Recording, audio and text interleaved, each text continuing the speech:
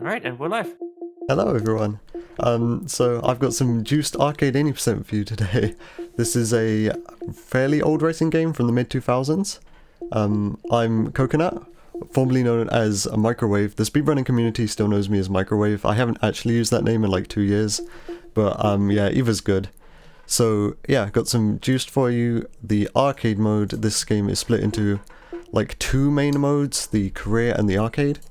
So for this, I think I'm just going to start and then I'll start explaining like as we are going through the races.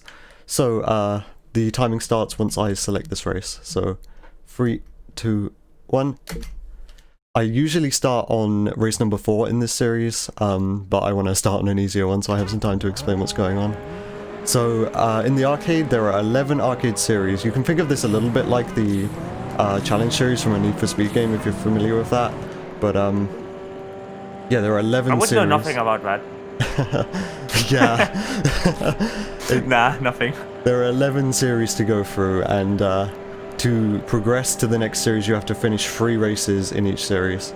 So there are 5, but okay, so what you need to do is you need to complete 3 to unlock the next series, 4 to unlock the final race, and then 5 to 100% the series. So we just do the minimum because this is arcade 80%. So we just do 3, and we pick the 3 which are quickest. So in this case we do race 2, race 3, and race 4. Race 1 is long, so we just miss that one out. We don't need to do it because it's just any percent. So this is a pretty standard racing game. The AI in this game are never going to get in my way, they're never going to be an issue. It's mostly just down to how well I can drive. Which is why I like this. I don't have to worry about AI ever being an issue, that sort of thing. It's just me and the game. So that's race number 1 done. As you can see, that was a very basic oval. So next up we have a sprint race. This game calls drag races sprint races, but this is just a drag race straight line. This is done in 3 heats, so it's a best of 3 sort of. You're scored on points. But I have no issue winning all 3 races, so yeah, no issue here. It doesn't really matter how many points I get because I win every race. There's actually a fun thing about drag races that I only know because I watched your streams. Oh yeah. That's regarding to the time. It doesn't actually matter what time you get here. Yeah. So you can only progress through the menu once everyone has crossed the finish line. So it doesn't really matter how well you do. It matters how well the person in last does, and obviously you're not controlling that person, so yeah, you're not really able to influence any time save or loss on the sprint races. So that was done fairly easily. Next up is a circuit race. This is the race I normally do first, but this one can be a bit tricky. So yeah, I did this one. I'm doing this one last in the novice series, the beginning series. I mean, that doesn't really matter for, like, you know, marathon runs because you have to do them in, like, this order anyway, right? Yeah, I have to do them all anyway. I guess the, like, equivalent of this would be, like, going down the bronze challenges in Carbon first. Yeah. So, one thing to note is that all of the cars in this game handle very differently depending on their drivetrain. So in the beginning, since you're driving slow cars, see I'm driving a Fiat Punto, they're all front-wheel drive, like slow hatchbacks are, they're all front-wheel drive. These cars are pretty prone to understeer, they like to bounce off of curbs a lot, and they're very finicky to control. That's something which you can say about all of the cars in this game, they're very finicky to control. But front-wheel drive cars in the beginning 3 series, in my experience, are the worst. They're really awkward to control. And a race coming up next actually should illustrate this really well. We'll be driving a Vauxhall Corsa. But yeah, this one is fairly simple. I'm actually going to try a trick. I haven't tried this trick yet. I forgot I was meant to be doing this, but no, I didn't get it. Okay. So there's a new trick which I discovered fairly recently, which I was going to show off at this marathon, and I will try it in every race. It's a skip which you can do if you pause the race on the final frame that you're in control of the car. Then you can exit the event, and it treats it as if you won the race. despite the fact you've actually quit the race. Since it's on the final frame, the game registers that. Whoa! I know a game exactly like that. Diddy Kong Racing. Does There's that happen? exactly that. Yeah, but it's exactly the same functionality in Diddy Kong Racing. So yeah, that's crazy. This is a skip I found recently. So we've split this into 2 categories on the leaderboard now, because it changes what was originally a very sort of racing, like good driving oriented speedrun into something which is all about getting a frame perfect trick like 30 times. So yeah, we've split that into 2 categories, but I haven't done any runs of the end skip. I'm calling it the end skip. I stole that from the run, by the way, George. I haven't done any runs on the leaderboard yet, like using the end skip, so this by default is going to be a PB. But yeah, I actually love that you just stole that from the run, like, that's great. I couldn't think of anything better to call it. For those who don't know, me and Coco, we know each other from the Need for Speed community, so... Yeah. So yeah, as you can probably see, this course is very difficult to control. It likes to bounce over the curbs a lot, because like the best racing line around this course is going over the curbs, but you can see it bounces all over the place when you do so, so it's very, very awkward. Boing boing. Yep. This is also the slowest car in the game in terms of top speed. I'm using miles per hour. A lot of people who play this game will use kilometers per hour. Same can kind of be said about most racing games, it seems. But yeah, I use miles per hour because I'm British. There's actually a technical argument for using kilometers per hour because you have you get more precision out of the display. Yeah, I know. So yeah. But it doesn't really matter. It's like far cam versus hook. Oh no, I brought it up. No.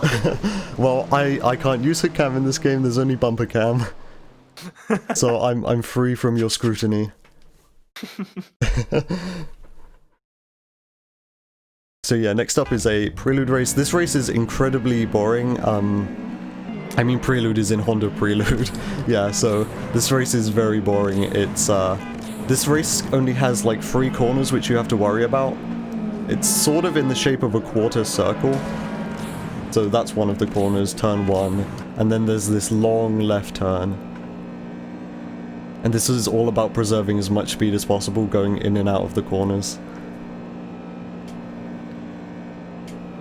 So on a scale of like 1 to 10, like how would you like if 1 is like super arcade, there's no physics involved at all, and 10 is like simulator style racing, where would you rate this? Maybe like a 4 or 5. So like right in the middle? Yeah, I guess. I'm thinking like if you were to say 1, that would be something like Break to Drift. But yeah, this is nothing like Break to Drift, and this is nothing like Simulation either, so I'm putting it like in the middle. I don't know if you have chat up right now, but that's a comment and all. Yeah, I have chat up. So yeah, not much going on in this Prelude race. When I'm streaming, I usually just really hyper-focus on what my lap times are, because that's all you really need to focus on. The AI, like I said, they don't really get in your way at all. But obviously just me reading off lap times every lap isn't going to be all that interesting. A lot of, you might notice this, like Need for Speed Underground actually, you don't regenerate nitrous, so you only have a set amount per race. So a big focus on this run is using your nitrous in the correct place on every race. Because you only get one load of it, so you need to make it count. And for here we just use it after the corners, because this is like a very simple layout. You want to have as much speed for the straight sections as possible, because like frankly this course is all straight sections apart from the corners.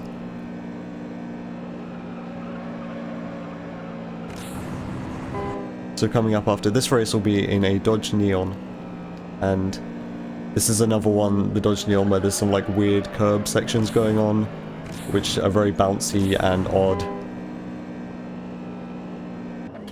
But yeah, like I was saying about the drivetrains, the front wheel drive cars, they're quite easy to control, especially since all of them are fairly slow. They don't really spin out at all. they understeer like a front-wheel drive car would normally. The rear-wheel drive cars in this game oversteer a lot, and they're usually quite twitchy. Which is, I suppose, in some cases the same as real-life rear-wheel drive cars. The most notable example of this, and this car's kind of infamous in this game, is the Dodge Viper. Specifically the max upgraded one, fully prototype Dodge Viper is what we call it.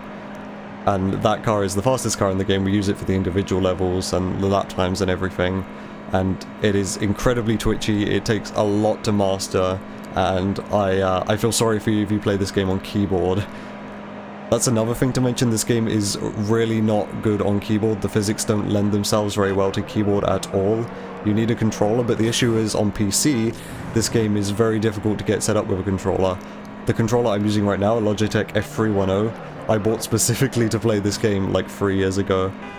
This game's designed for D-input controllers, but I'm playing this in X-input mode. The only reason I'm not having a massive dead zone issue and my car isn't steering off in one direction right now is because this controller has an egregiously large built-in stick dead zone. It's 20%, so I don't have to worry about dead zone.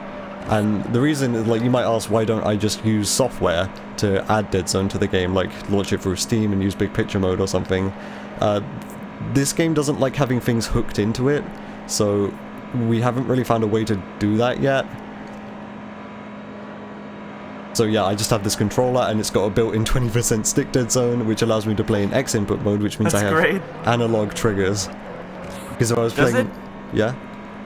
Does it actually like not even like controller emulators work? We've tried using, what's the one? X360? Yeah, X360 CE? Yeah, we've tried using that. Not even that works? There's some people, there's a person on YouTube who's tried to set it up using X360 CE, and it works in some regards, but it creates more issues than it fixes. So yeah, I've tried using that as well, and I've on like an Xbox controller, which is like probably what most people have, Xbox or PS4 controller, and it creates more issues than it fixes, so I just bought this controller instead. It's fairly cheap. I don't actually think it's a very good controller, but it's the controller which I'm used to using now. It's not a good controller because it has such a large built-in stick dead zone, but that makes it perfect for this game, where you can't apply your own dead zone. So this is the end of the Juice game. Yeah? Oh, sorry, you speak. Oh, okay. This is the end of the Juice game series. Next up is the Midnight series. So all of the races, as the title would suggest, are happening at nighttime. Still using a lot of front-wheel drive cars. Although in the Midnight series we will see our first rear-wheel drive car being the Mazda MX-5. What was it you wanted to say, George? Right, so if it's all that you need is like a dead zone somewhere, wouldn't DualShock 4 controllers also work? Do they have DS4 Windows? Built-in dead zone? Yeah. Yeah, it might work. No, I mean like DS4, because DS4 Windows has like a, like a software relation for Xbox 360 controllers. And it actually creates like a virtual Windows device. Would that work for this game? Yeah, that could work. I've had people test out a PS4 controller on this game before, and apparently the triggers are weird. Because the DualShock 4 controller uses D-input, but it uses like a weird version of D-input, because D-input is like a very outdated these days. So it uses like a custom version of D-input, so it confuses this game. Yeah, this isn't Midnight Club, unfortunately. Or I mean, fortunately, depends if you like this game or not. This is my favorite racing game, I should add.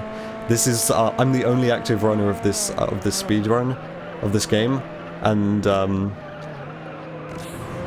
yeah, so I'm like the only person who runs this actively. There are other runs on the leaderboard. We don't have an empty leaderboard.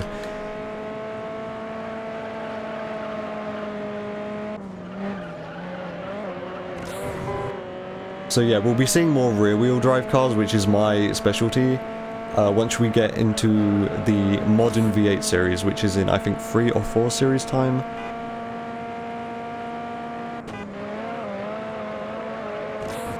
But, yeah, the first 3 series in this game, in my own runs, are a nightmare to me, because of how finicky and, like, weird these cars are to control.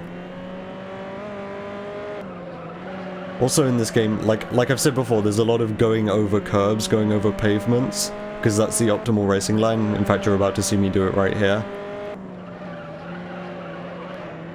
And the physics can kind of just like weird out on you when you do that and just bounce you off in a strange direction. Like you'll be turning left, you'll go over a curb, and then suddenly you'll be turning right. So yeah, just weird physics quirk. In fact, this happens relatively often in the race which is coming up next, which is using a Honda CRX. One thing I haven't mentioned yet is because this game is such a disaster to get running on controller, we allow people to use like remapping software. Like I use Joy2Key. So I yesterday on my stream set it so my shift up and down button presses H on the keyboard, which is horn. So I don't know if anyone's noticed that yet, but whenever I shift up or down, I honk the horn. That's great. Oh my god, it's actually great. Yeah, I was thinking about turning that off because I thought it might be annoying, but I don't know. That's technically like one button, two outputs, right? So like technically there could be an argument made that it's kind of like, you know, shouldn't be allowed, but that's just, you know, just as fun. Yeah, I did joke. That's just fun. I did joke yesterday that this was like tool assist. In before run rejected for that. Well, my PB on the leaderboard uses this because I got my PB yesterday. Ah. Hey, fresh, hot off the press PB runner right there. Yeah, because of the actually this is another thing I haven't mentioned yet, but because I found a different skip as well. If you set your save file to read only, so you go to like where your file is in Windows and set the folder to read only, you and then you try to save in game. Obviously it can't save because your file's read only, so that allows you to turn off autosave.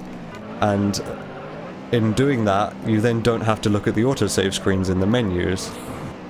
So that saves quite a lot of time. I easily got a PB of like 30 seconds well, as soon as I found that. What? Is that the new strat? I'm not doing it in this run. Why not? Is it not allowed? No, I'm not doing it in this run because you turn off autosave, so if the game crashes then I'd lose all my progress. Oh, I see. The game does crash occasionally. I'm hoping it doesn't during this run, but it might do. Right. Am I doing the funny with the Supra? What do you mean by the funny? Johnny did a run last night, and that was particularly entertaining. just so everyone knows, the PB, my PB and world record at the moment is a 1:26:55, and Johnny's run last night was a 3 hour and 9 minute run. This game is very hard on keyboard. Everyone starts somewhere. I know, this game is just very hard on keyboard. I don't blame him at all.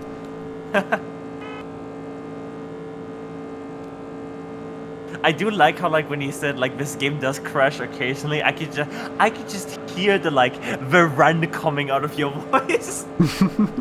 Yeah, it's not as bad as the run, don't worry. So yeah, this is the MX-5. This is the first rear-wheel drive car in the run. Fortunately, we don't really have to feel the effects of the rear-wheel drive car in this because it's literally just an oval. So, like I said, the rear-wheel drive cars are very prone to oversteer, spinning, all that sort of stuff. But this is literally just an oval, so there's no worry here. The MX-5 is literally one of the worst cars in the game, might I add. It's really, really bad. It picks up all the bumps incredibly. It's incredibly sensitive. It's just like the worst of the worst when it comes to rear-wheel drive cars in this game. So I'm very grateful that we only drive it in a circle or an oval. So this is the final race in the Midnight series. Like I said, every series has 3 races that we do. This one, it was just race 1, 2, 3 in the list, so when that shows up, you can just spam through the menu. Because it automatically selects the next race in the list. Next up we have the Challenge series, not to be confused with the Challenge series from any Need for Speed game Black Box era. But yeah, this series in the game is literally called the Challenge series. This is where kind of the gimmicky challenges show up. So this one is a lap time in a Corolla. This is just 1 lap, whereas so far we've been just doing races, regular races. There's a... I'm not sure if this is a bug or it's just like a thing that can happen, but in this game you want to double upshift quite a lot because cars with lots of power in this game have weird gear ratios, so it's efficient to double upshift. But if you double upshift in the Corolla at the beginning of this race, it locks at like 50 miles an hour for about 5 seconds, so you do not want to double upshift at the beginning of this race.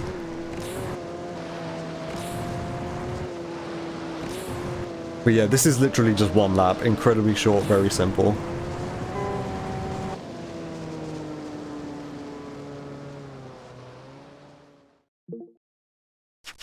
So next up is a perfect lap challenge. This is the same as the lap time which I just did, except this time you don't want to touch any walls, because if you do, you lose. The game threatens you with failure for touching the walls, but it's not actually about whether you touch the wall or not. You can touch the wall and get away with it. It's about whether your car takes damage, so the game needs to register damage on your car to fail you. So, because this game's a little bit weird, you can touch the wall and get away with it sometimes, but obviously it's ill-advised to don't do that, if possible. It's funny how like so many mechanics with racing shared. Yeah. If you know one, racing, like earlier we talked about like, the 1 to 10 scale, right? If you learn a game on like around like one area of like the scale between grip and simulator, right? Arcade and simulator, you will generally be able to play any game around that area by just, learning the route. Yeah. Racing games are very I personally, I might have a slight bias, but I would recommend anyone just give it a shot.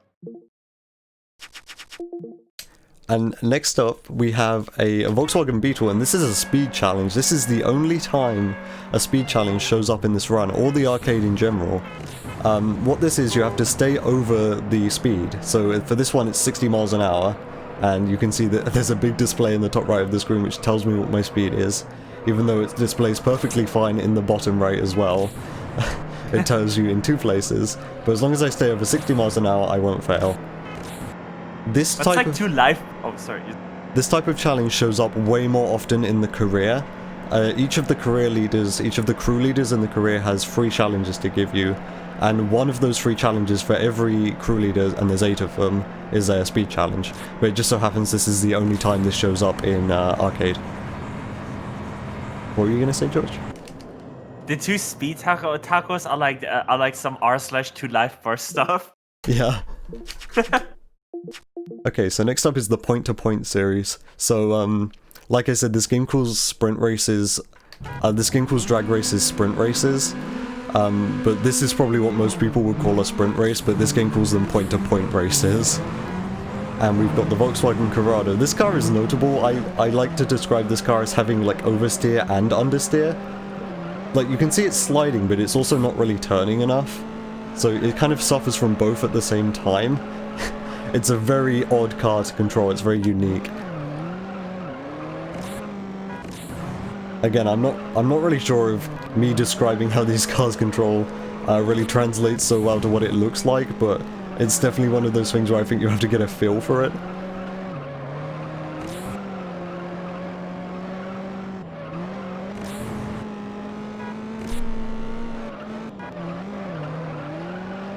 So the point-to-point series is one of the shortest series in the game. The one which we just did, the challenge series, is the shortest. This one I think is the second shortest. And all of these events are pretty short, obviously, because they are all point-to-points. It's just, well, it's literally like in the title, point to point. You start and then you go to the end. There's no laps. It's just one, like, drive to the finish line.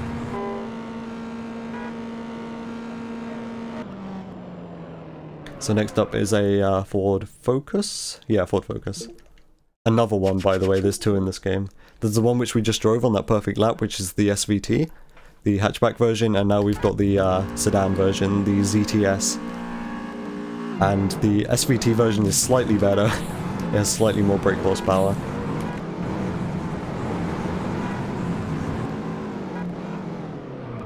This car is notable for having weird gear ratios.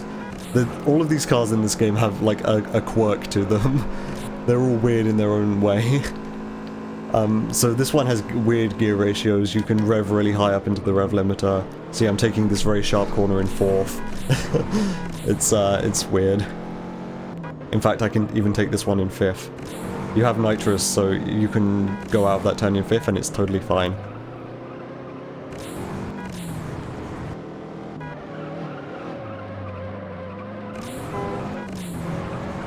And you obviously want to save your nitrous for after the sharp corners. There's one left, so I didn't save enough nitrous, but as long as you get most of them, it's fine.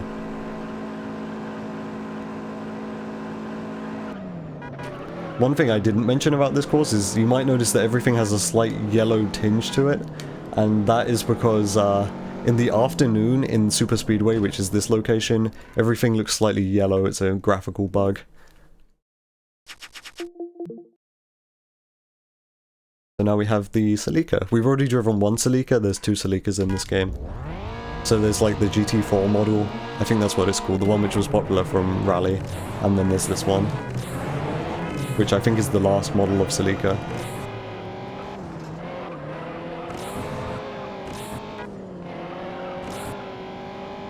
And this one is the shortest race in the point-to-point series. You can get a weird bump at the top of this hill, so it's always best to try and avoid that. Cutting the grass there, that's optimal. This area of the game, this area is called Angel West Side, has lots of grass, and this is personally my favorite area in the game. There's lots of room to kind of optimize in this area, because all of the grass, the roads are very bumpy, it's a very kind of technically challenging area on the map. So yeah, this is why this area is my favorite.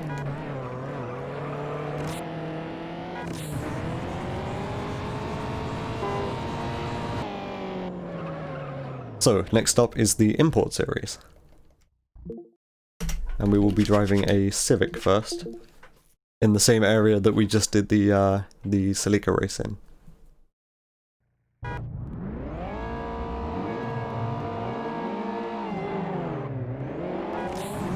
And I am particularly prone to using all my nitrous on lap 1 for this race for some reason, so I will try not to do that. It's something I've been trying to learn.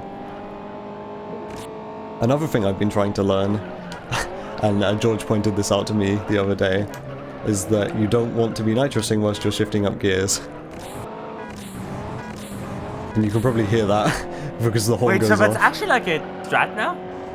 I mean, it always was a strat, I was just bad at doing it. Right, so why is that? Oh, right, because of the... Right, you want to explain that? Yeah, so when you're shifting up gears, you're not gaining any speed, so you don't want to be wasting nitrous whilst you're shifting up gears. And this is a thing in quite a lot of racing games. I've always been trying to do it in this game, but I'm bad, so I've been like consciously been trying to do it more often recently. It depends from game to, like, in some games it doesn't matter, in some games it's dependent by car too. Like, in some games, like, even the car itself determines how long it's gonna be stuck at, like, that certain gear. Yeah, it depends on how tight the transmission is. That's, you know, from game to game. All of the cars in this game take the same amount of time to shift up and down. There's no, like, transmission upgrade.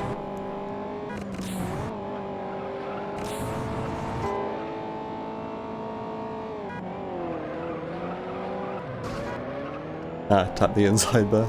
My driving hasn't been the best. I'm focusing on commentary. Obviously, usually I like hyper-focus on my lap times, but that's not so important on a marathon run. As long as it's, acceptable gameplay, right? So now we're in the Integra. Yeah. I mean, let's face it, like, the thing of a marathon run, you want, acceptable gameplay, but you want to focus on commentary. Yeah. As long as my gameplay isn't frustrating, and the fact that I've been forgetting to use tons of nitrous on all of these races.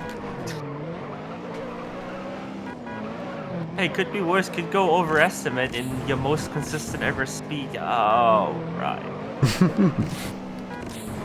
I'm still sorry, Midwest Speedfest. I'm still sorry.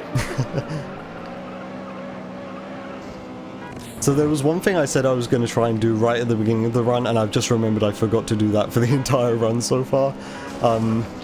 And that's the end skip thing that I was talking about, you know, the exiting on the final frame thing.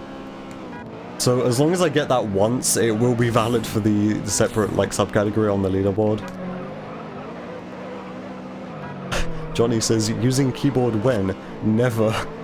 I could do that as like a challenge run maybe, and I would suffer.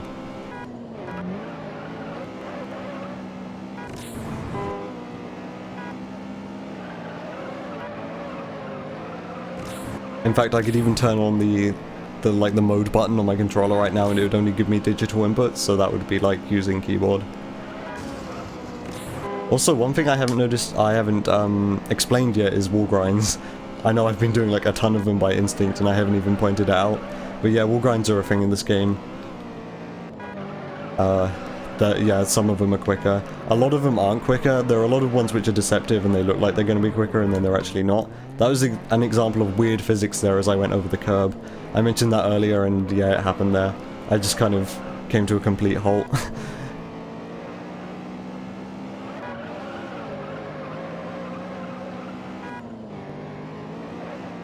So yeah, this wall grind here, the final corner, this is the only one on this track which is worth it in this car. I'm gonna go for the thing.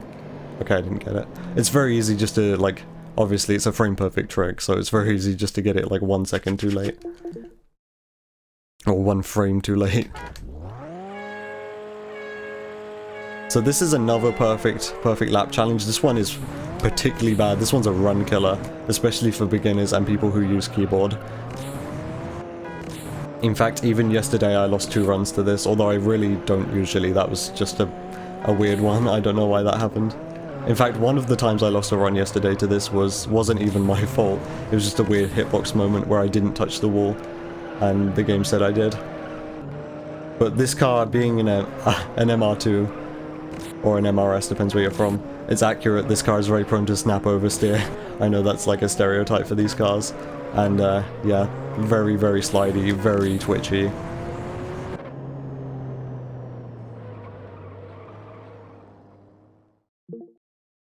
So next up is the modern V8 series, and this is where the rear-wheel drive cars really start to show up, and specifically the rear-wheel drive cars which are the most flawed, so the ones which have the biggest issues with oversteer and all of the bad parts about rear-wheel drive in this game. So first up we have the Ford Falcon. They tried to include some Australian cars in this game. There's 2 of them. There's 1 Falcon and there's 1 Monaro.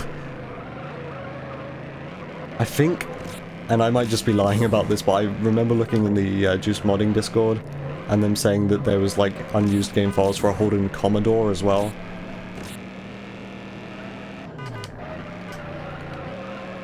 But yeah, there are like 2 Australian cars in this game.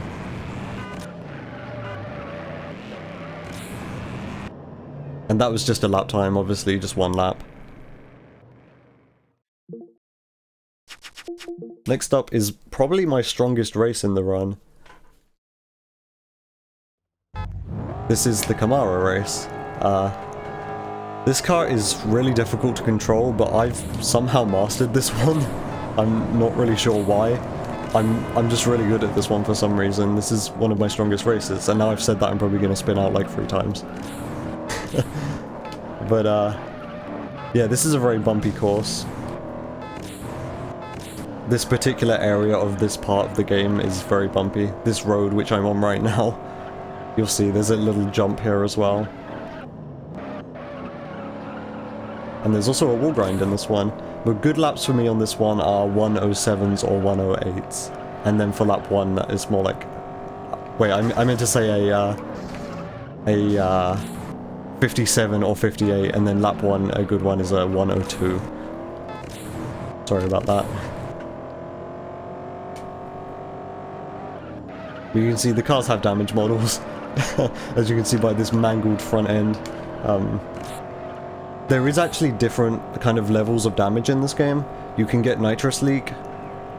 So first you get nitrous leak, then you normally get steering damage.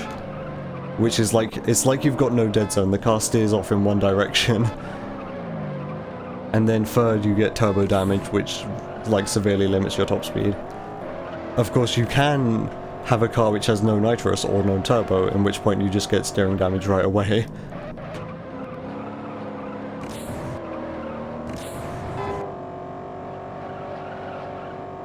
But yeah, this one is largely centered around the wall grind and how well you can do it. I'm not doing it very well, but yeah, the wall grind is very important on this one, and it's very tricky as well. You can very easily spin out.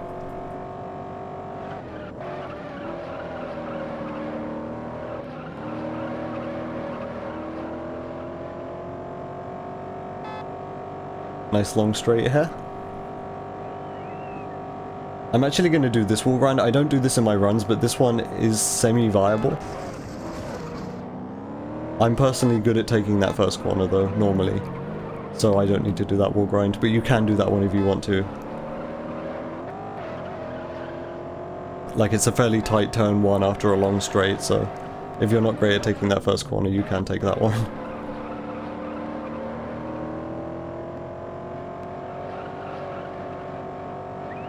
And next up, after this, since we're coming to the end of lap 3, is going to be a race in a Firebird, very similar to this car. Early 2000s muscle car. From a, like, a long line of muscle cars. You know, the Firebird brand and then the Camaro brand.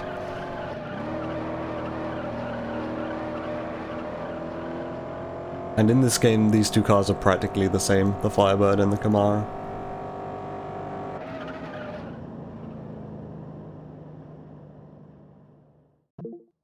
And I keep forgetting to do the end skip.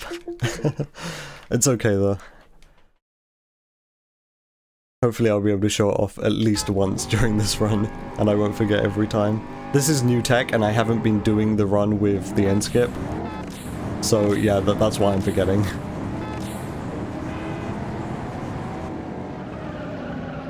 So this one's literally just a figure eight. You'd probably be able to see this better if I had the minimap on, but I don't play with the minimap on in arcade, because I don't need it, and it's like wasted screen space. But yeah, this one's literally just a figure eight. And it's not all that interesting, it's 5 laps long as well. One thing to note about this Firebird race is that you can very easily spin out if you stay in 6th gear going into turn 1.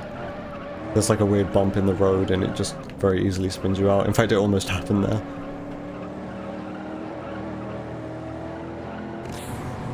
But that's about the only thing to know about this race, is that weird bump on turn 1 which can spin you out if you don't take the right line. It's much safer if you go down into 5th and you don't even lose much speed for going into 5th, but I stay in 6th because I want all the speed and I play it risky.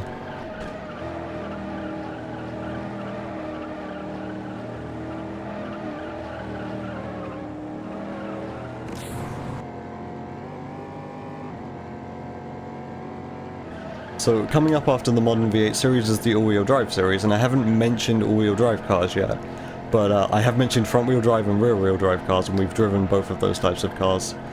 But all-wheel drive cars in this game are, like, perfect. If you think of front-wheel drive cars as having too much understeer and rear-wheel drive cars as having too much oversteer, all-wheel drive cars in this game literally, like, strike the balance and they're perfect. You have a very large amount of control over all-wheel drive cars in this game, especially on controller.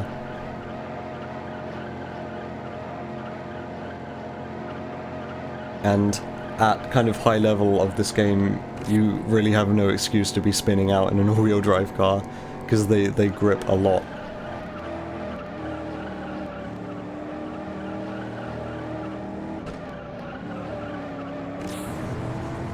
There's no sort of like traction control in this game, so that's kind of why the rear-wheel drive cars are so bad. They just slide and oversteer like a rear-wheel drive car with no traction control would.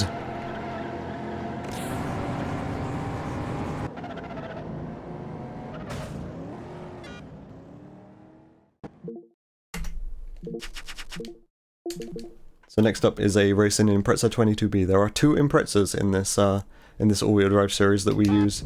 The other race, which we don't do in the all-wheel drive series, is literally like 6 minutes long. It's 2 laps around one of the longest, in fact it's 3 laps around one of the longest circuits in the game. So yeah, that's the reason why we don't do that one. I'd much rather take this race. So the all-wheel drive series, obviously every series has 5 events, and we only have to do 3. But the all-wheel drive series has 2 Imprezas, 2 Evos, and a Skyline. The two Evos in this game are the Evo 6 and the Evo 8, and then the 2 Imprezas in this game are the 22B and the WRX STI. I don't remember which one exactly it is.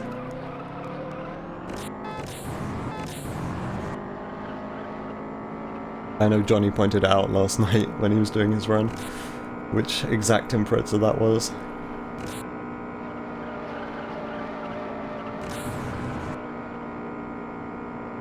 But yeah, this one's pretty straightforward.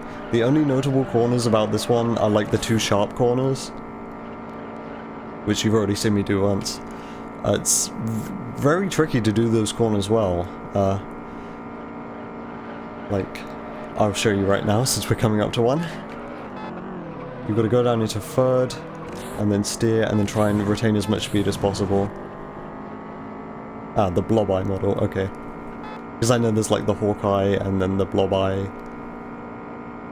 I'm not a massive Impreza like fan, but I know that at least. And you generally want to be saving nitrous for after the corners. After the sharp corners, it's very easy to run out of nitrous before lap 3, like I kind of just have. I've got like a tiny sliver of it left.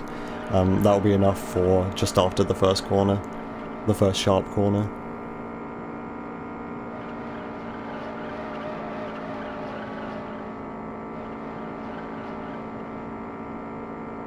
So there are 9 different areas in this game, and we're currently in Angel North Central.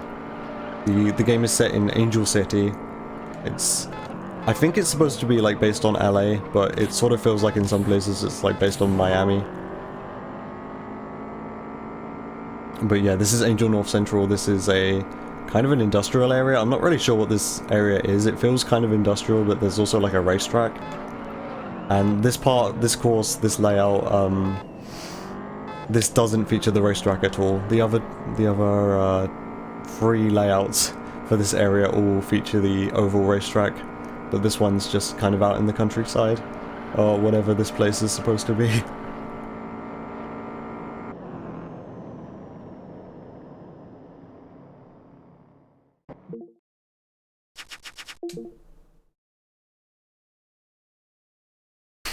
Okay, George. So this Impreza race is notable for having 2 wall grinds back to back, and you can very easily get nitrous damage like after lap 2 on this one, because you hit the wall grinds with a lot of speed, and yeah, it's very easy to get nitrous leak. But you'll see right here, you do wall grind number 1, and you can stay in 6th while doing this if you get it well, and if you have nitrous to like back you up. So you can stay in 6th and you retain like pretty much all your speed, and it's very quick.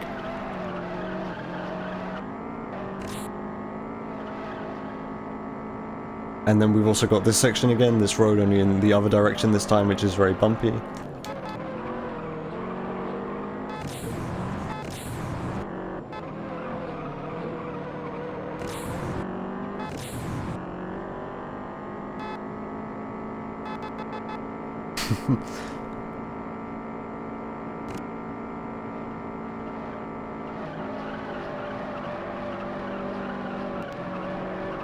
Very fast 180 there.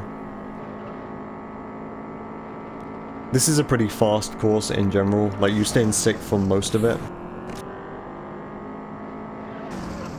And I didn't get Nitrous League lap 2, nice. I'll probably end up getting it lap 3. Although, I don't even have flashing neons yet. That's one thing to note. You can kind of get an indication of how damaged your car is. Well, obviously based on how the bodywork's looking, but also how much your neons are flashing. So if they're fine, then they won't be like flashing at all. and that's generally a good sign, shows you don't have much damage. But then they'll flash if you're damaged a little bit, and then they'll just go off completely if you're damaged quite a lot. And if they've gone off completely and you don't have nitrous leak yet, then it's probably best to use all your nitrous before you hit something. So yeah, I'm going to use the rest of my nitrous here before this wall grind.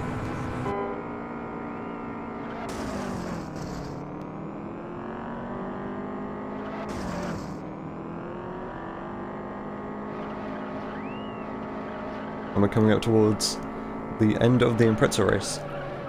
Not really much to say about this one.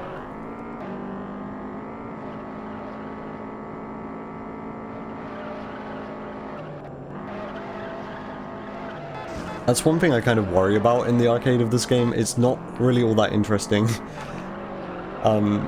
The thing is, the career mode is incredibly, like, complex, and there's a lot to say about it. But I would never run the career mode at a marathon because it is like super not marathon friendly. It's all RNG based. If you've ever played the career mode of this game, then you'll know that it's pretty much a randomizer by nature, the way the career works. Everything is kind of random chance, the events that show up in the event calendar. And then the arcade mode is the complete antithesis of that. It's just racing. But here's the Evo 8 race. This one, I generally try to go for the wall grind lap 1. You can wall grind into turn 1 on lap 1. If that guy the Evo behind me doesn't get in the way, but he did, so I didn't go for it in fear that I'd like just spin out or something.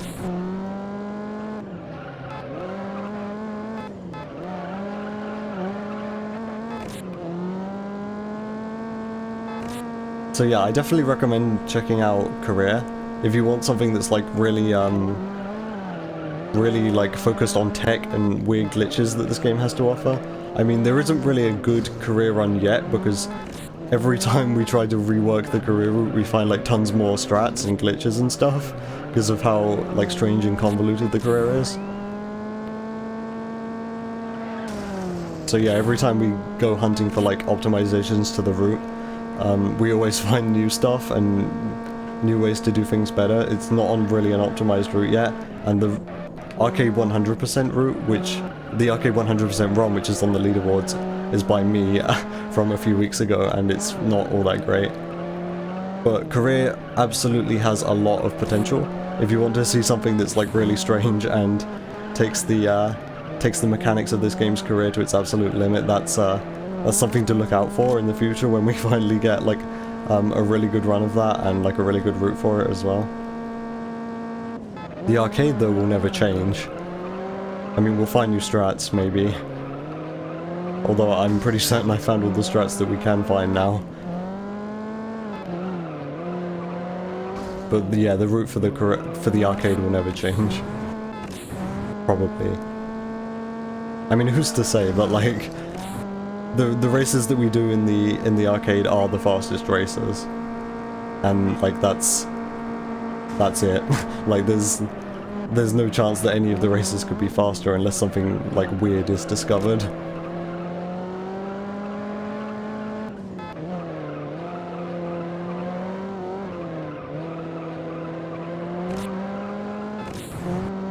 So coming up towards the end of the all-wheel drive series, one thing to note is that we're over halfway through the run now, and we don't really have all that many series left. So after this we've got the American Muscle Series, the Japanese Supercar Series, and then the Grand Final Series. But we've already done like, I don't even know how many, this might be like the 8th series, so you're thinking like, you may be thinking, well, this is a bit like misbalanced, right? We don't have all that much left to go, but we're over halfway through the run. And that is because the Grand Final Series is incredibly long. The Grand Final Series takes up about a third of the run. The races are very long and you have to do all 5 of them. So time for the next sprint race. Sprint race number 2 in the run. Now the strategy for this one is to get up into 4th gear and then hit the nitrous. If you just nitrous right off the line, you will spin a lot and you won't come first.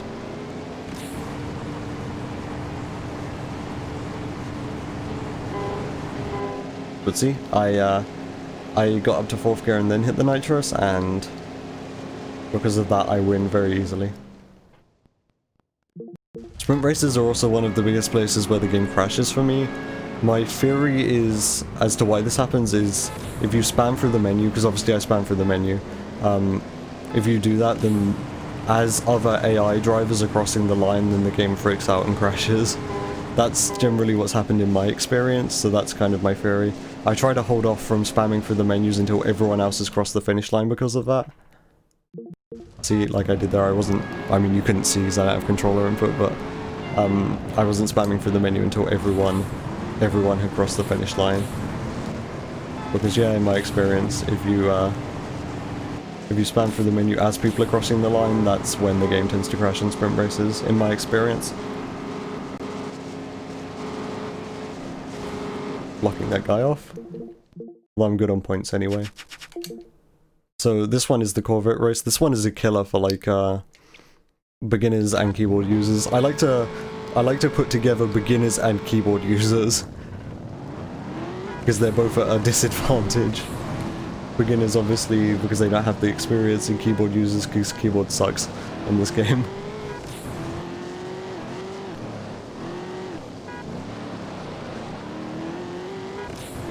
But yeah, this race takes place in the rain, and this car is one of the worst in terms of like sliding and oversteering. So it's literally just like a combination of things which just lead to massive spinning and oversteer in this car.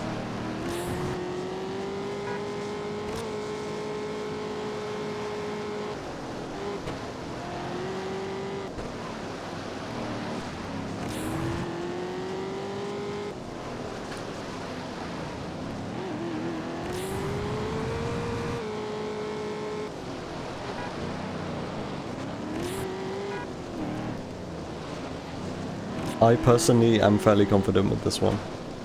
Oh, I had a bit of a... I don't know if that really showed up, but I had a weird physics thing go on there. Where I tried to go over the curb and it just kind of pushed me to the left a little bit.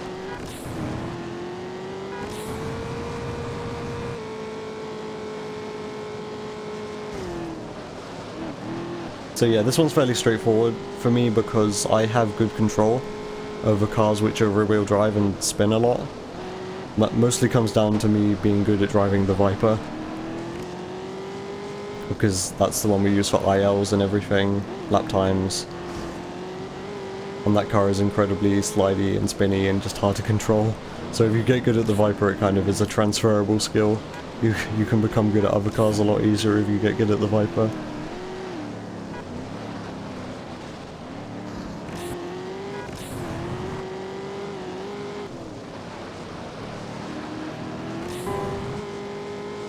Basically, the key to driving these rear-wheel drive cars well is to just be very gentle on the stick.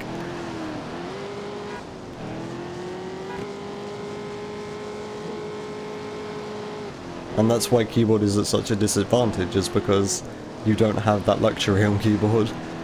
You're either turning 100% left or turning 100% right. You can't turn like 10% left or 10% right. Which is what it feels like I'm doing in this game. Like most of the time when I'm driving a rear-wheel drive car is giving it barely any input.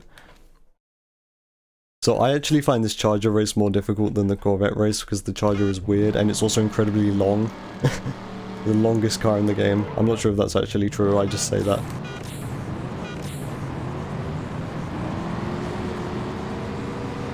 But I always try to go for this wall grind lap 1, which involves getting past everyone nice and early, which you have to use a lot of nitrous to do.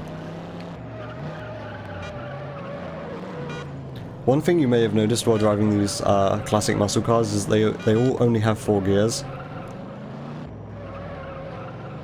Which is like accurate, right? Old American muscle cars, they only did have 4 gears. Or sometimes 3. But because these cars have a lot of power, their gear ratios are all messed up. So you only ever need 3rd or 4th gear for these cars usually.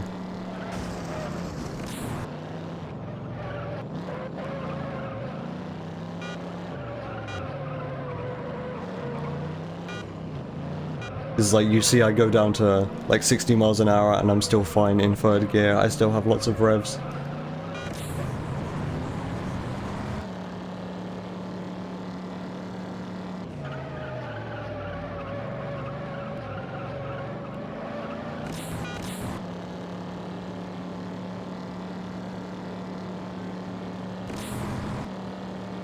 So coming up after this one will be the Japanese supercar series, and that one's a little different, and I'll explain why once we get there.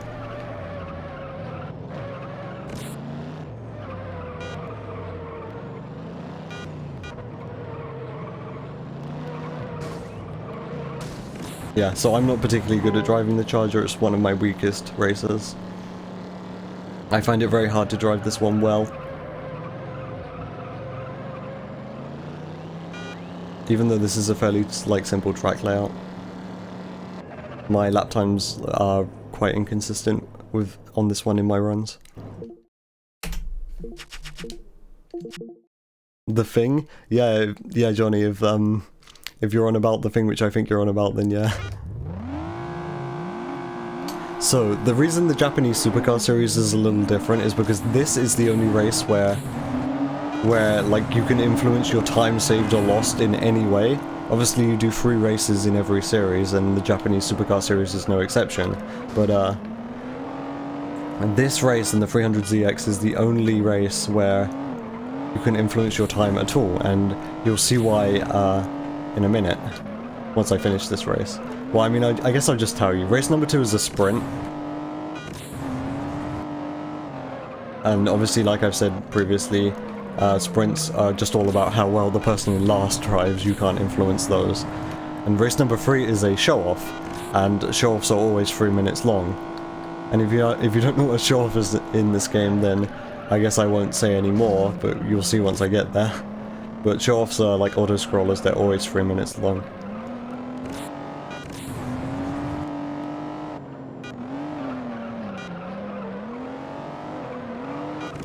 And the thing is, despite event number 3, the show-off event being 3 minutes long, it's obviously still quicker than event number 4, which is the other option.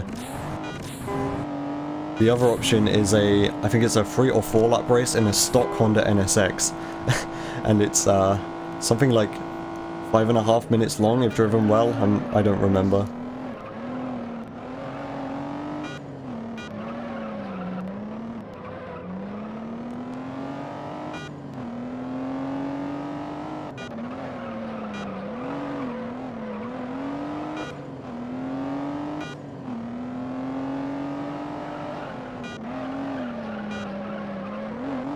You generally want to take that sharp corner as inside as possible, even if it involves going over the curb. Obviously you're then at the mercy of the game's physics to not do anything weird on the curb, but that's kind of how this run goes in a lot of places. You've got to go over the pavement and be at the mercy of the physics if you want to go fast. So this is a regular sprint race. This is the longest drag strip in the game. And what you want to do here is go up into 6th and then hit the nitros. Kind of the same as the other sprint races in the arcade. You want to get up to like max gear and then use the nitros. Although in this case it looks like I'm barely going to win, but yep, it looks like I still am as long as I can block these guys off. But you could see at the beginning of this, I wasn't using nitrous and the AI was, and I was still accelerating at a similar rate to them. So see right here.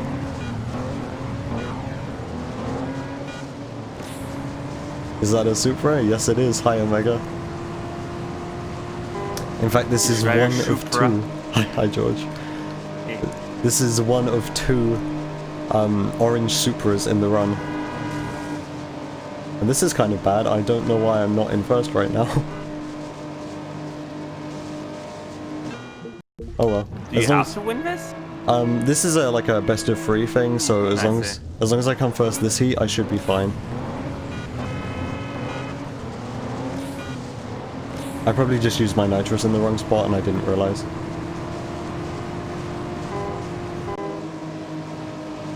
Okay, well this is bad.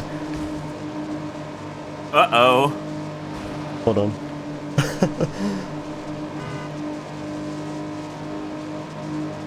You tried. Okay, well I guess I lost that race, or did I win? No, I won somehow. Okay. That shouldn't have happened. Point-based? Yeah, it was point-based. Ah, so you probably, like, the person that, like, came in front of you came, like, last, like, the race before, so your points were still enough. That was weird. I like never lose that event or anything. It's never even close. I don't know what I was doing wrong that time. So, yeah, this is a show-off event. I guess I just went into it without really giving it any introduction. What you basically do is you just do tricks. And you have a multiplier, and the point score here, which I'm aiming for, is 250,000. And this gets very easy once you get up to the max combo, which is times 25. And I believe, if I remember right, after that it's just waiting, right? Yeah, if I can get to 250,000 early, then sure. But that would be boring, so I'm not gonna do that.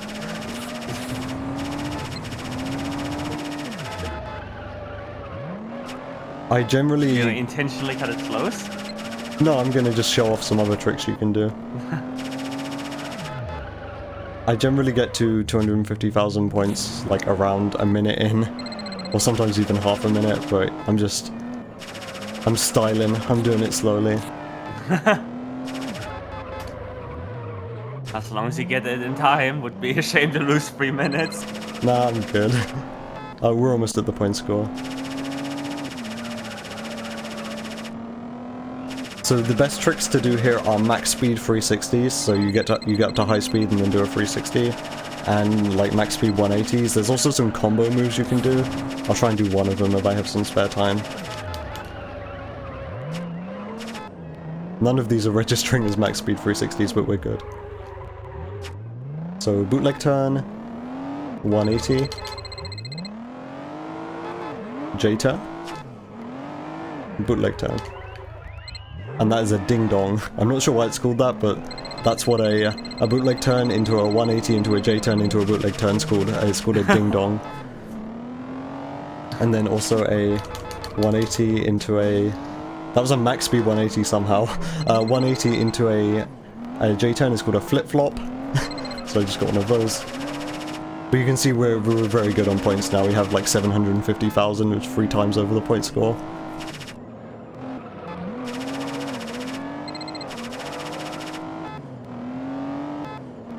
Is that all the tricks? There are more, but I don't really have time to pull them off. I was just wondering if we had like a minute or so. I finally get the max speed 360, and I just got over 1 million points. Nice.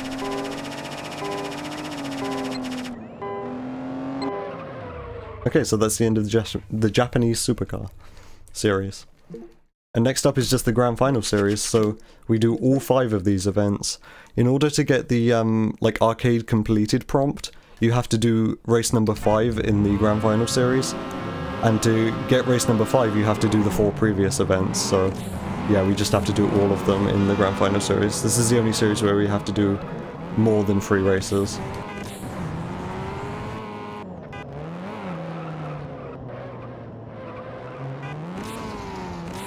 Can I do something? Sure. Right, I'm gonna play a sound, and we both promise each other we're just not gonna talk over it, so but you know exactly what that sound is, okay? Okay.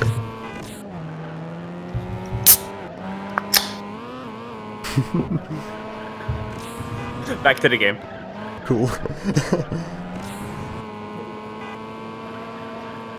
So this is fairly straightforward. One thing to note about in the Grand Final series is all of these races are really long. That's kind of that's the only thing really to mention, is that these races are really long. Which is why this takes up like a third of the run. I mean, a little bit less for me.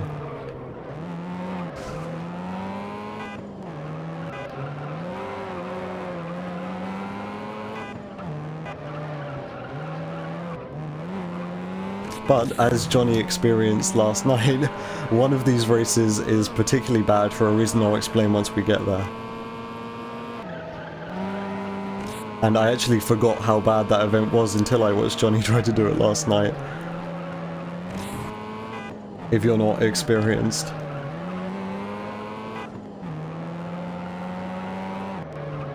There's actually a minor graphical glitch you can get on this course in the RX-7, which involves someone's tail lights like the texture for that just becoming massive and taking up like a small amount of the screen.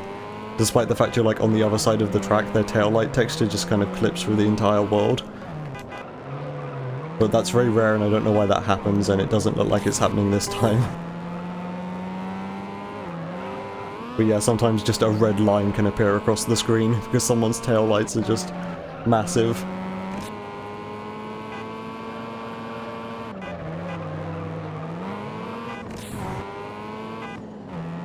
But yeah, because these races in the Grand Final Series are so long, you end up lapping a lot of the people in the RX-7 race and in one of the later races.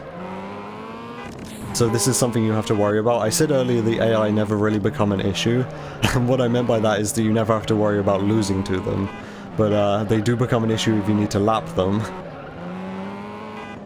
And one thing to note is that I'm playing on normal difficulty right now. This game has normal and hard difficulty. There's no easy difficulty. But if you play on hard difficulty, in the arcade mode, you end up lapping the AI opponents more often, and we're not sure why that is. That sounds like a rubber band issue. That sounds like there's more rubber band on easy when the AI is further behind. Yeah, it might be. Although I don't really consider this game to have much rubber band, it's not really noticeable. Okay, so now we do the second super race, second orange super race. And this is the one which Johnny was struggling with last night. This one is particularly bad for like beginners or if you're playing on keyboard. Because of that Evo back there, if you caught a glimpse of it, there's an Evo in this race. And the rest of us are all driving rear-wheel drive cars. See, I'm driving a Supra, there's some NSXs here. I think there's an RX-8 back there as well. And this Supra in particular is not very good. I hate to be mean to the Supra like this, but the Supra in this game really isn't all that great. Considering what other cars it generally goes up against, what kind of class it's in. It's one of the worst options for the class it's in. So, yeah, Supra's not so good. The AI is really, really good at driving all-wheel drive cars. It's like what they're best at. And we have an Evo in this race, and the Evo is all-wheel drive. So basically what this means is Supra is bad and Evo is good. So you can actually run into quite a lot of issues with the Evo if you're not very good at driving the Supra, or if you're just like a beginner. So generally what you want to happen is for the Evo to get stuck behind one of the other AI drivers. You want to get ahead as early as possible, and then you want to make sure the Evo doesn't get ahead of like third place. So you can like gain a massive lead and don't have to worry about the Evo being right up behind you for the entire race. Fortunately, because I'm actually decent at this, I don't have to worry about the Evo at all. See, there's no AI drivers to be seen. I don't have the minimap on, so you can't see exactly where they are, but they're nowhere to be seen. They won't be an issue for me. But yeah, this one is definitely a run killer for beginners. In fact, I remember a point when this was difficult for me.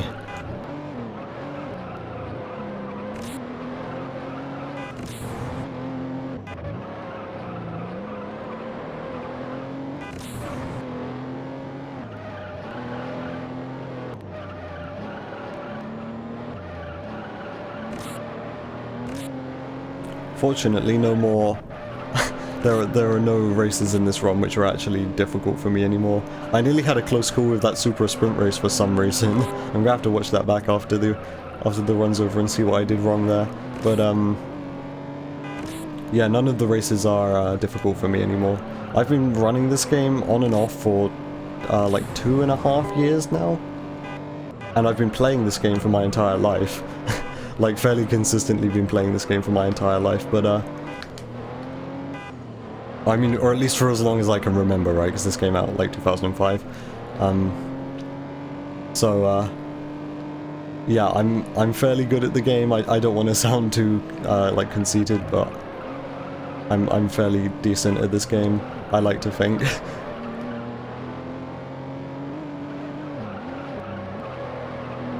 so I don't have any issues with the Evo on this race.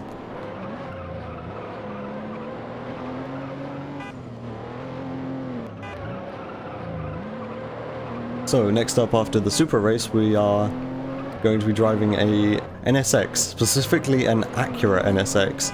This is one of those weird games where they included both Honda and Acura variants of the cars. A few games from like the mid-2000s did this. And I suppose they probably still do, I don't know.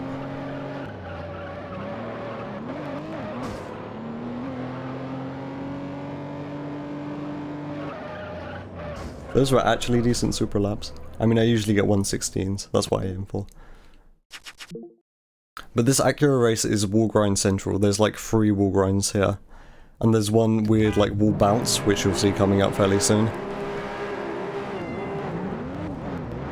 So I don't do, usually we wall grind turn 1, but I don't do that on lap 1 because the Viper here is in the way. I want to get ahead of him as early as possible, because he's fast and you don't want to get stuck behind him. It's just a pain to try and overtake people like halfway through lap 1. This is why you see me using nitrous like at the beginning of every race, usually to get ahead of the AI. So see, that's the wall bump. You just kind of fling yourself into the corner and bump off of the corner. And preserve all of your speed. You can stay in 6th gear when you do that. We've got this section again which is bumpy and it's got that jump in it. It's important to be careful through here.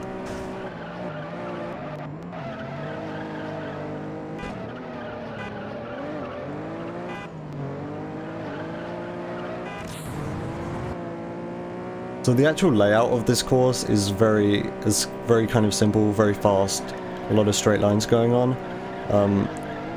So it's just all kind of straight lines and wall grinds.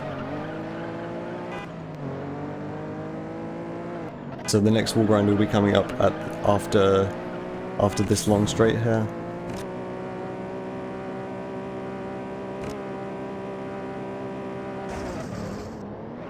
It's very easy to spin out after that wall grind, because it's a fairly sharp corner.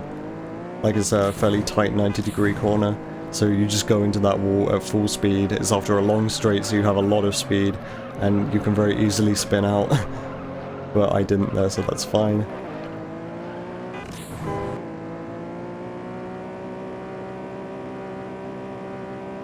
And see, now I can show you turn 1 wall grind. Obviously I didn't do that lap 1. But we do it lap 2 and 3.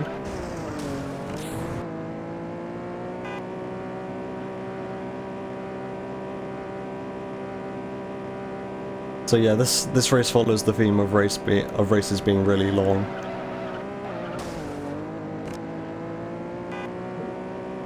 You can also wall grind this corner, but it's not really worth it and you just end up getting more damage. In these Grand Final Series races, damage is something you really have to consider, because these races are all very long, test of your endurance for definite, and damage is, yeah, definitely something you need to consider. So I'm out of nitrous now, so I'm not going to get nitrous leak, so if I get any, like, significant amount of damage, it's just going to go straight to steering damage. But I've never had an issue with steering damage on this course. If you drive very sloppily, then possibly, but it's not something I ever have an issue with. Interesting enough, could it be a strat where you leave like a tiny like batch of NOS in your tank just so you don't get steering damage first? Yes, that is a strategy. Ah. Because then you leak a tiny amount of nitrous. Yeah.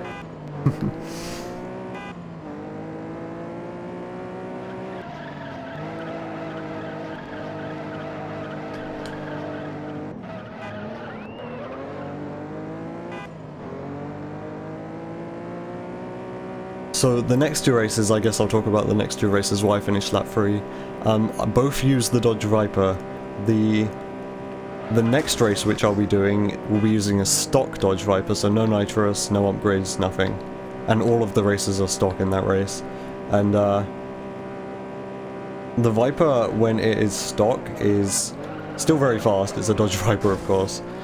But it's nowhere near as absolutely ridiculous and hard to control as the Prototype Viper, which is the final race in the run, which will be coming up in 2 races.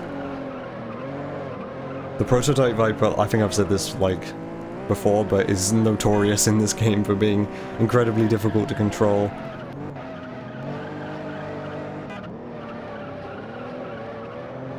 There's many threads on the official Juiced forums from like the mid-2000s, which aren't up anymore, of people just asking how on earth do I control this car.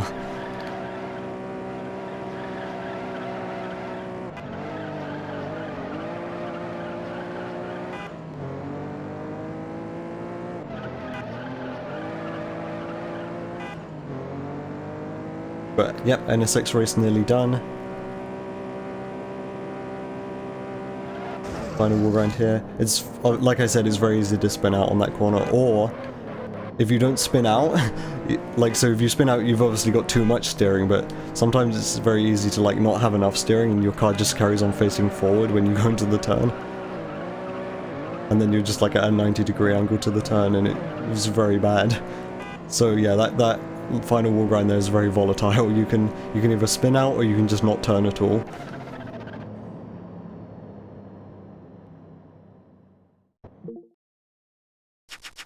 Okay, so now we're driving the stock Viper, so Viper 1 of 2.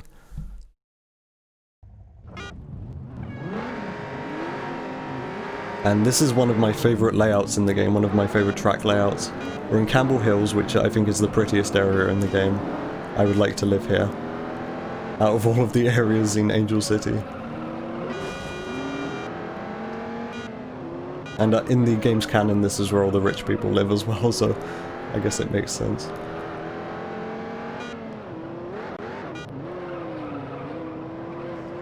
One thing to mention about this car is that 6th gear is totally useless.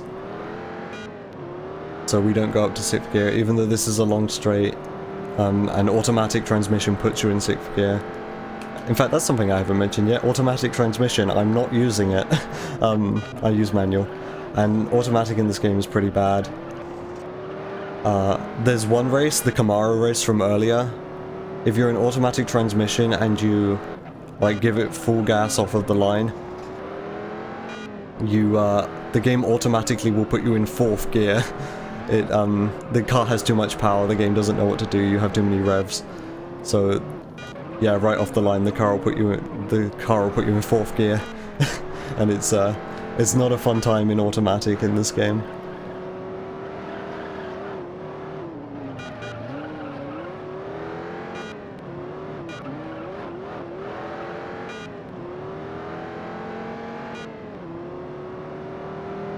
But yeah, these curbs being curbs, you can have some weird physics going over these.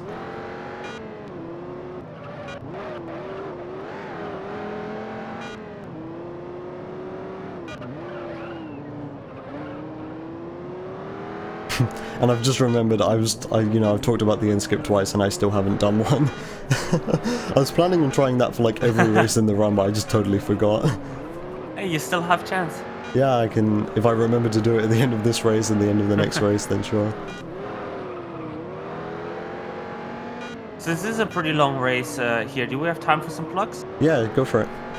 Because I just wanted, since it's been a while here, but I just, for all the people joining in, just wanted to remind everyone, we're No Holidays Allowed. This is presented by the No Glitches Allowed team. Normally we host our, No Glitches marathons, with NMG exploit-free runs, but every winter we come together, we host this beautiful event called No Holidays Allowed.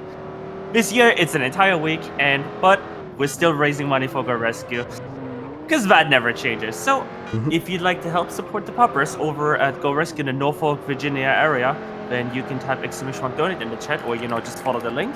For people with other accounts, I've just posted it in the chat. You can just click through that link. And if you want to help contributing to any of our beautiful incentives, you can also access that on our incentives master list. So we still have the bid war coming up for, let me just double check the schedule here. We still have the bid war coming up for the Bulbasaur versus Squirtle one, and that is very, very, very close. I think it's $5 still. Let me just double check that. Yeah, that is still $4. It is Bulbasaur versus Squirtle and that is Bulbasaur sitting at 126 and Squirtle sitting at 130. So if you Wow. want to see Bulbasaur, all you need is a $5 donation to help solve the poppers. Just letting y'all know. But yeah, with that being said, I think this race is about to be done, so back to you. Uh-huh. And one thing I would like to mention is that the whole animal rights, no kill shelter thing, that's something that's very close to my heart. Like, my family is involved with stuff like that quite a lot, so I'm glad I'm doing a race at a run at a marathon that's, you know, raising money for a cause that I actually believe in.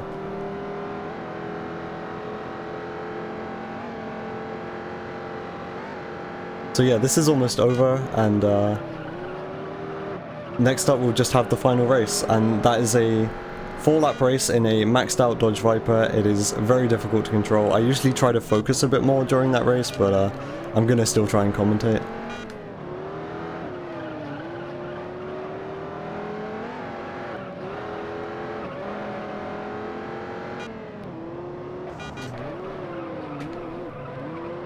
Every now and again, like, I'll be focusing on the driving, and then I'll just remember that every time I shift, I sound the horn, and I just lose focus for like half a second.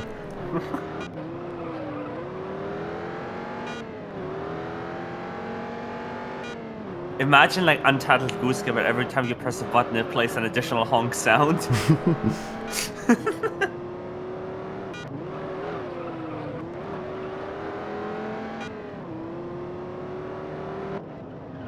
Okay, so final race in the run coming up.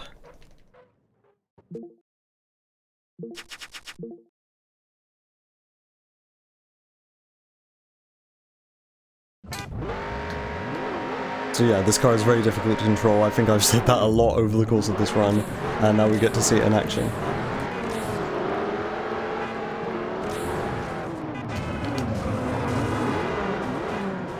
What you want to do at the beginning of this race is just get ahead as soon as possible. If you get stuck behind the AI, then you're just going to end up damaging yourself trying to overtake them. And that's never a fun time, because this is a long race, and there are wall grinds on this race as well, so you want to stay as low on damage during normal racing as possible, and then just save all your damage for the wall grinds.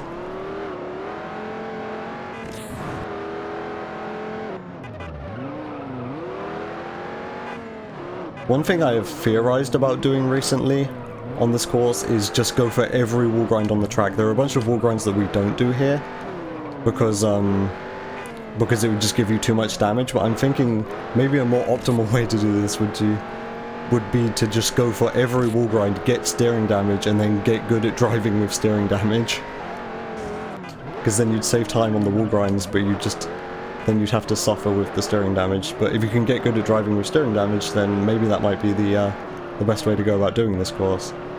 Because there are 3 wall grinds on this track, 3 ones that are worthwhile, and we only do 1 of them, and that's on lap 2, 3, and 4.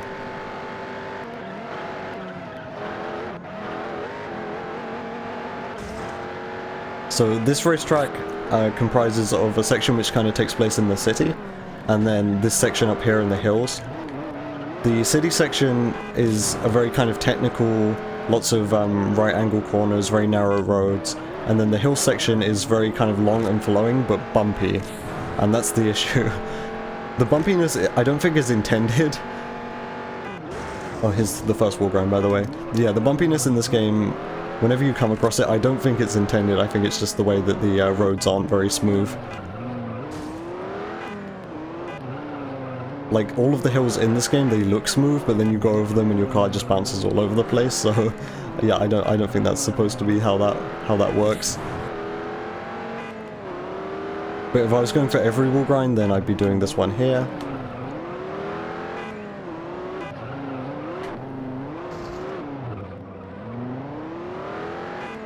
And generally for me, good laps around this are like 140s, 141s.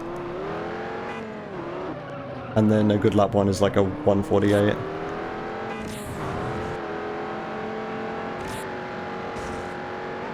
But yeah, I'm really good at driving this Viper. This is probably my strongest car, because this is what the ILs use. This is the fastest car in the game, and I've spent a lot of time doing ILs in this game, so I'm very comfortable in this car. A lot of people suffer with this one. I mean, it's still very difficult to drive. I'm not free of criticism. As you can see, I'm still making mistakes.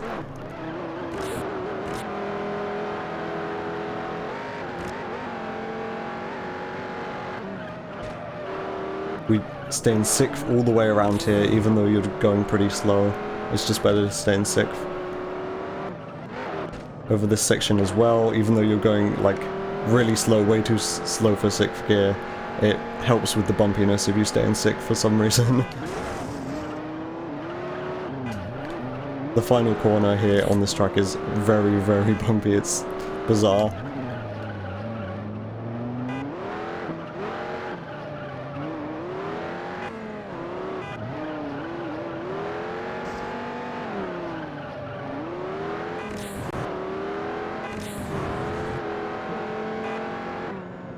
So one thing I haven't, I've talked about the damage, but one thing I haven't mentioned is you can get steering damage before you get nitrous leak, or you can get like turbo damage before you get nitrous leak.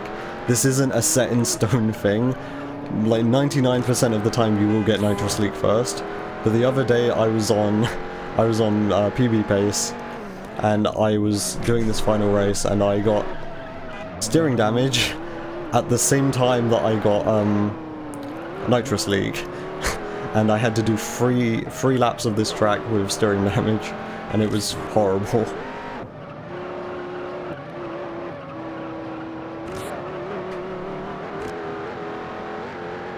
There's a very specific line you want to take through this section to avoid the bumpy section of the road.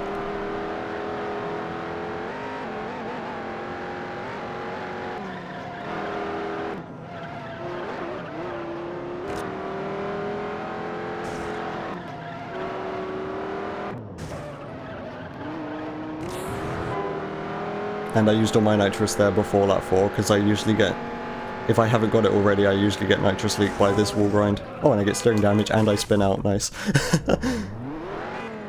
Okay, well, I guess we're driving with steering damage now. So the wall grind went really badly. It can just happen like that sometimes. And I spun out, and I also got tons of damage all in one go, so I got steering damage. So my car now is constantly turning to the left a little bit. And I can actually drive okay like this. I'm not terrible at driving with steering damage, but now because I've got steering damage and I've got nothing left to lose really aside from my turbo, I can just go for all the wall grinds. That was bizarre though. I still had, I think, full neons, and then I went into that wall grind and I just lost the neons completely, and I got steering damage.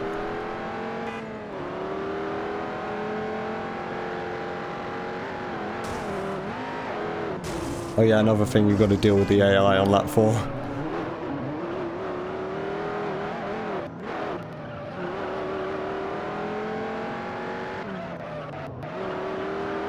So we're coming up to the end of the run. Time will be after I finish this race, and there'll be like a prompt in the menu that says you've completed arcade.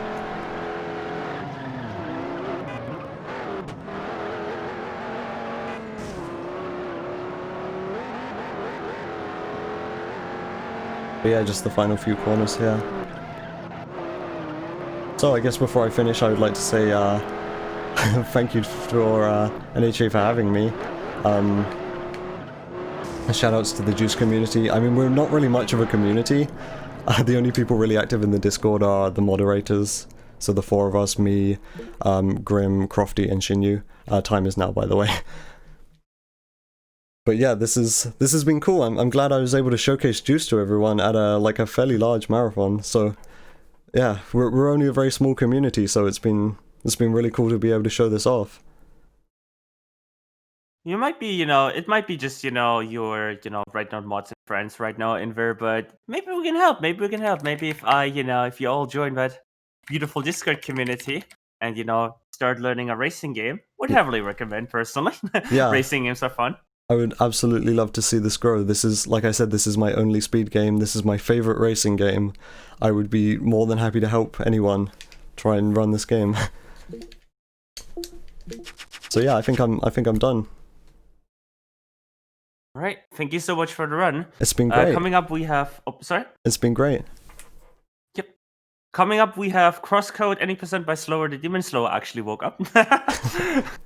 And yeah, thank you again so much for showing us Juiced Arcade any percent. Was a pretty cool run. No, thank you. I mean, I'm biased towards racing games, but I'm just saying this. If you're on the verge of feel like, oh, it's just going in straight stuff. No, just try it out.